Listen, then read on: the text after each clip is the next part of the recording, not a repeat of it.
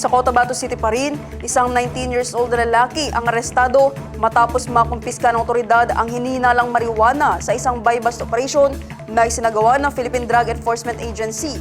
Ang blotter sa report. Inaresto ang suspect na kinilalang si alias Wahabin, 19 years old, at residente ng Barangay Rosary Heights 9, Cotabato City. Nasamsa mula sa kanyang posesyon ang dalawang heat-sealed transparent plastic sachet na naglalaman ng hininalang tuyong dahon ng marijuana na may tinatayang bigat na 10 grams at halagang humigit kumulang 1,200 pesos kasama ang buy-bust money at isang mobile phone. Dinala ang suspect sa himpilan ng pulisya para sa wastong dokumentasyon habang inihahandaan na ang mga kasong paglabag sa Section 5 at 15 ng Article 2 ng Republic Act 9165.